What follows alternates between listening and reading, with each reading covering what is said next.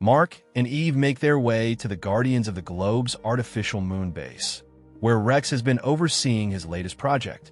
Within the high-tech command center, Rex unveils the fruits of his intellectual brilliance, an advanced device designed to track interdimensional energy signatures. He explains to Mark that traveling between dimensions is fundamentally a matter of shifting frequencies, and after tireless calculations, he has finally locked onto the exact frequency Angstrom Levy is operating on. With this breakthrough, he has the means to open a portal and cross into the alternate reality where their longtime adversary has been hiding. Eve, standing nearby with a concerned expression, tries to talk Mark out of it. She warns him of the dangers, emphasizing that if something were to go wrong, he could become trapped in an unknown dimension, potentially leaving her and their unborn child behind. Mark, however, is consumed by his need for resolution. His determination borders on obsession as he insists that Angstrom remains too great a threat to ignore. As their argument escalates, Eve pleads with him to reconsider, reminding him that his responsibilities as a father should outweigh his thirst for revenge. But Mark refuses to back down, his frustration boiling over. In a desperate attempt to snap him out of it, Eve slaps him. The strike, ineffective against his superhuman durability, serves only to deepen the rift between them. Without another word, she storms out in anger, leaving Mark alone with his decision. Rex, suited up in his armor, hesitates for a moment and offers Mark one last chance to postpone mission. But Mark is unwavering. This needs to happen now. With a final calibration of the device, Rex activates the portal, and the two step into the unknown. Upon emerging in the alternate dimension, they are met with an unsettling sight. Viltrumite warships looming in the skies. The landscape is bleak, with signs of conflict evident across the terrain.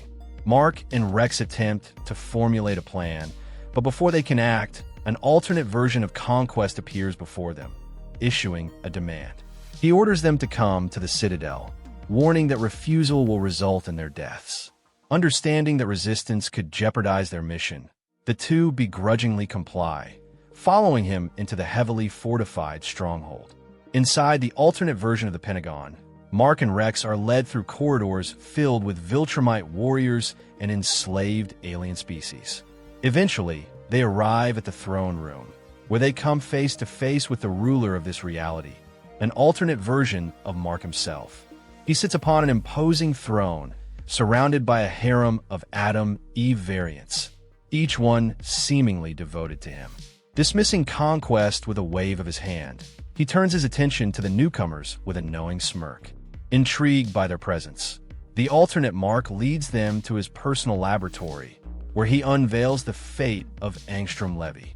The once powerful interdimensional traveler is now a broken man, restrained within a containment chamber, subjected to relentless torture.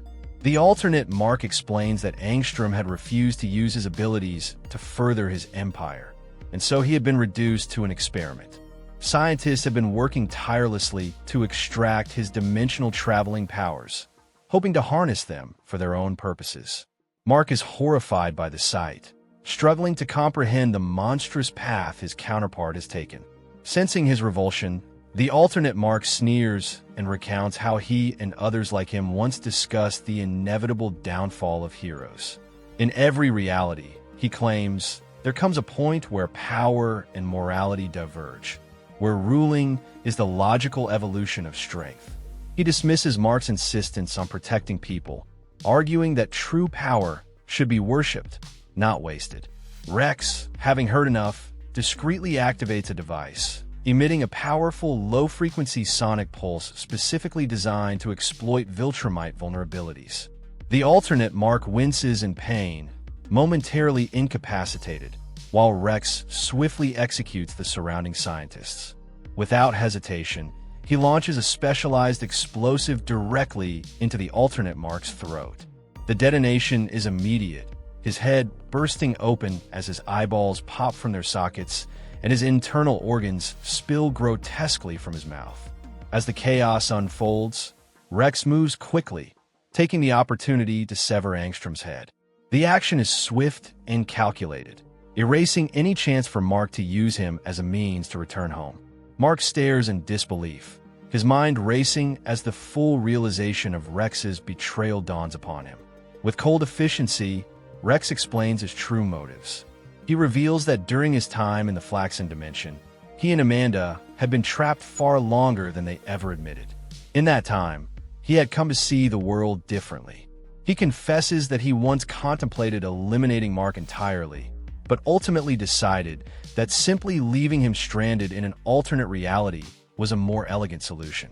Rex acknowledges that he once admired Mark's willingness to think beyond traditional heroics, particularly in his partnership with Dinosaurus.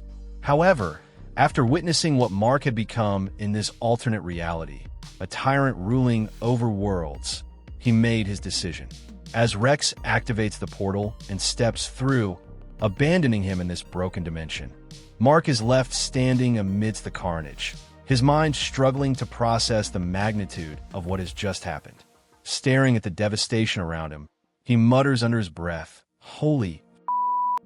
After being betrayed by Rex and left stranded in an alternate dimension, Mark found himself in a state of panic. He needed to act fast. Looking down at the lifeless body of his alternate counterpart, an idea formed. Without hesitation, he tore out chunks of his hair, fashioning it into a mohawk to mimic the deceased version of himself. Then, stripping the body of its armor, he swapped costumes to complete the disguise. It had to be convincing. Just as he finished, a sharp knock echoed through the room. It was Craig. Mark took a deep breath and steadied himself before opening the door. Craig's eyes scanned the carnage, clearly taken aback. Mark feigned frustration, playing the part of the tyrant emperor his counterpart had been. When Craig demanded an explanation, Mark fabricated a story, claiming that a betrayal had led to the deaths of those in the room. He ordered Craig to take over certain Imperial duties, using it as a distraction while he devised his escape plan. Needing resources, Mark set out for the Teen Team's old base, only to be met with an unexpected sight. Robot, battered and disfigured, standing in the shadows. The moment Robot saw him, he tensed, demanding to know who Mark really was. Mark, realizing his cover had already been blown, tried to reason with him. He revealed his true origins and the betrayal he had suffered. Robot, initially skeptical, listened as Mark detailed his dimension's version of events. Slowly, trust began to form between them, and Robot agreed to help Mark find a way home. They made their way to the Citadel's research facilities, where Robot began analyzing interdimensional physics, hoping to replicate Angstrom Levy's abilities. Meanwhile, Craig, suspicious of Mark's behavior, confronted him once again. Mark held his ground, reinforcing the idea that the Empire needed to continue the project his alternate self had started. Craig relented, but the pressure was mounting. As Robot delved deeper into research, he shared details of Mark's counterpart. This version of Mark had once fought to protect Earth, but had fallen into darkness. When his father, Nolan, had offered him a place in the Viltrumite Empire, he accepted, believing he could mold the universe in his vision. His first act had been attempting to recruit his closest allies. When they refused, he slaughtered them, including Rex, and drove Eve into exile. The weight of these revelations horrified Mark. He vowed not to let himself fall into the same madness. Days turned into weeks. Robot estimated that it would take at least 5 months to create a stable portal. Mark knew he couldn't wait that long. He needed a backup plan. That's when he thought of the Mahler twins. If anyone had the scientific genius to speed up the process, it was them. Seeking them out, Mark found only one surviving Mahler. The clone had long since turned on his counterpart, leaving him bitter and isolated. Mark attempted diplomacy, but the Mahler attacked, suspecting deception. After an intense fight, Mark managed to convince him that they needed each other. The Mahler agreed, but with a condition: he wanted full control over the cloning technology Mark had proposed. Over the next few months, the Mahler worked on a device that could replicate Mark's body. The plan was simple: create a clone and transfer Robot's consciousness into it, just as his own dimension's Robot had done with Rex's clone. However, Mark remained wary. He kept a close eye on the Mahler, suspecting ulterior motives. Meanwhile, Mark sent a transmission to the Viltrumite Empire, instructing them not to attempt a rescue or interfere with the project. He needed time, but that time quickly ran out. One evening, as the cloning process neared completion, the facility's alarms blared. The Viltrumites had arrived. Panic surged through the base. Mahler, wide-eyed, turned to Mark and revealed something far worse. They had brought the monster. Through the reinforced windows, Mark saw them. Anissa, Conquest, Craig, and Lucan, each standing with an air of grim determination. In Anissa's arms was an infant-sized Amanda, her body unnaturally shrunken. Conquest hesitated. "Are you sure about this?" he asked. Anissa nodded. "This will send a message." Without another word, she threw the miniature Amanda forward. In an instant, Amanda transformed, her body expanding to monstrous proportions. She grew larger than the entire bridge of the base, her monstrous form casting a dark shadow over the room. The Mauler yelled in fear, urging Mark to leave. The transfer process was done.